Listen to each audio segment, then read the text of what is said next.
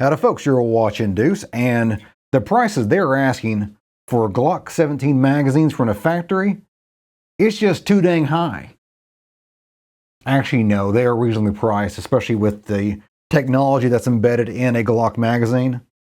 It's reasonably priced, I will say that. But if they're still too expensive for you, you have the option of many different aftermarket options here of ETS. I got a PMAG version here, and of course the KCI from South Korea, probably not North Korea, but South Korean option as well.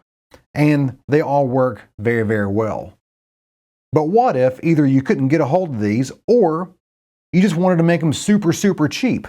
With the advent of 3D technology, can you 100% 3D print a Glock magazine? Well, let's find out. But first, a word from our sponsor. Today's video is brought to you by a new game called Hunting Clash. Hunting Clash is a brand new, free-to-download video game that you can download on your iPhone, iOS, or Android smartphones. So what is Hunting Clash? Hunting Clash is a hunting simulator where you can go out and hunt on your own in a single-player scenario, or you can compete against others for the exact same hunt. As you progress, you'll find yourself in breathtaking scenes all the way from the mountains, something I'm familiar with, to snow scenes, something this southerner is not familiar with. As someone who values sound engineering, I really like the soundscapes that Hunting Clash has. I mean, listen to that. Beautiful. There's a wide variety of weapons available in the game, all the way from what many would consider a sniper rifle to bows and arrows, hunting rifles, what have you. You can also upgrade those along with adding other hunting gear such as sonars. Personally, I've not progressed very far into the game, so I'm still on the old-fashioned bolt-action rifles. But if you look, there is an AK variant available. That's pretty sweet. There are over 100 different types of animals available to hunt in the game, including various brown bear and deer and whatever the heck that kangaroo-looking thing is. My notes say that that's a Parma wallaby, so apparently you're going to be going to Australia as well. Aside from simple hunting exercises, which I find the most relaxing and fun in the game, there's also player versus player, championships, and weekly events. So make sure you download the game. It's free to play, it helps out the channel, and a link is found below the video. Now, let's get back to these mags. The file name for this magazine is called the Mendez version 2.0. I think Mendez is the name of some politician that tried to get these banned, so they engineered a product with his name on it. But this is the latest and greatest 3D printed Glock magazine. Comes in 17 rounders for standard capacity and the 33 rounders as well, I think. It's 30-something, big boys and short boys, basically. And it goes right into your Glock, right there like that. And it falls free. It locks back, just like a standard stock Glock magazine would. So let's go down to the range and test this sucker out. I'm going to have a white one here that I've been testing already, so let's see how she runs. Alrighty folks, I'm down here at the 3-gun range here, and I forgot all my camera gear unfortunately, but I'm going to really test out these 3D printed mags. So let's see if this works. This is a 9mm 17 round mag for my Glock 34.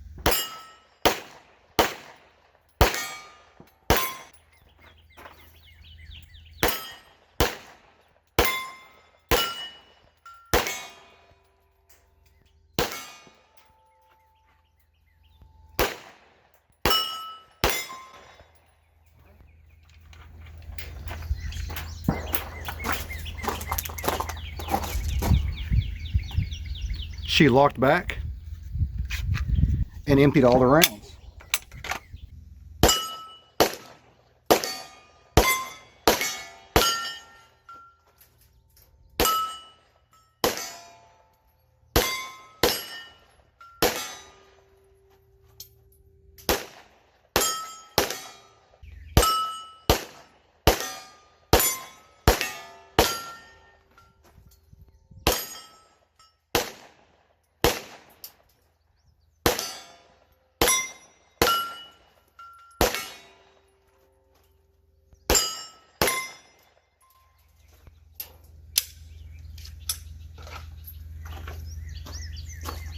Only brought one mag out. Can't run a full course. She ran pretty good. I've got about 200 rounds through it right now. As you can see the carbon buildup on the front of that magazine. White was probably not the most ideal color to print this off in, but that's what I had spooled up, so I just went ahead and used it. and it runs pretty good. Now, this is the end result of quite a few trial and errors I'm going to go over here in a second. One issue that I think I forgot to mention at the range is that it is swollen a little bit. And let me demonstrate that a little bit here. Let's say that I've got a normal Glock magazine. This is an unused Mendez 2.0 mag. I hit the mag release and it drops free, just like a normal magazine should. But if I do the same thing with my used Glock magazine here, it hangs up. You can see it hang up right there because it has swollen. When it's filled with rounds, it swells up a little bit, almost like your old high school crush at your 10-year reunion. She's a little thick. So that is an issue, and it seems to be pretty common amongst the Mendez 2.0 mags, which honestly, this handles it better than all the others. I have some others too. Let's see if here's the Mendez version 1 mag, and I don't think it's not even close in there. And then I've got to yank the sucker out because it is not going to fall free at all. So the Mendez version 2.0 is a huge improvement. And if you want to print these off, this is the file you want to go with. After the process of trial and error, I did get this sucker to run pretty well. Let's look at that process of trials and errors. This diagram here shows all the parts that go into a Glock magazine. First of all, you have the body of the magazine, the tube. Never heard it called a tube, but whatever. You have the follower, which pushes the ammo to the top of the magazine to be stripped off by the slide and put into the chamber. At the very bottom, you have the base plate. That's what hits the ground when you drop the magazine out of your pistol. And locking that magazine base plate to the magazine body is the locking plate. But most important part of this whole kit and caboodle is the spring. The spring is inside and of course pushes the follower up, pushing all the ammo up to the surface. In this time lapse, you can see that I'm printing off the Glock magazine body, the base plate, the inner locking plate, and the follower. Now the follower is in the background, so you may or may not be able to see that. I cannot remember. But here's the exact magazine I was printing off right there. Here's my first attempt at printing off a Glock Spring. Now if this works, that'd be amazing because I would be able to make this whole thing for about 45 cents. Pretty cheap. That's not going to work at all. Look at that. The follower is not even going to the top. And you need a lot of pressure. You need a lot of pressure forcing up to get those rounds stripped off correctly. So that's garbage. That's garbage. So at this point, I know I need a metal spring. I need to make a metal spring.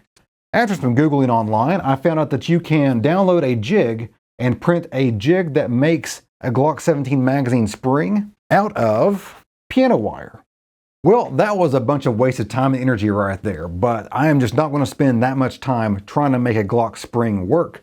Especially after some more Googling, I found out that you can buy packages of 10 Glock springs for under $10 shipped.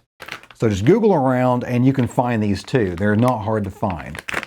They ship them straight to your house, and you can make 10 Glock magazines, and if you screw up or break the Glock body or base plate or whatever, the spring is still good. You just print off a new magazine and stick the old spring in it. The springs are not going to wear out anytime soon, at least. No faster than what you would in a normal Glock magazine. In conclusion, if you print off a Mendez version 2.0 magazine and know a little bit about 3D printing, it's not that hard. Just follow the instructions that comes with the download.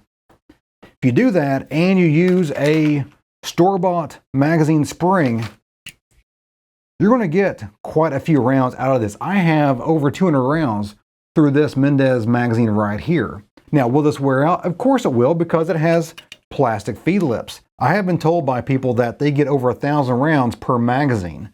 And at the end of the day, you just kind of print off a new magazine, put the old spring back into your new magazines, and you've got a brand new magazine for, I don't know, 50, 60 cents, and that's about it.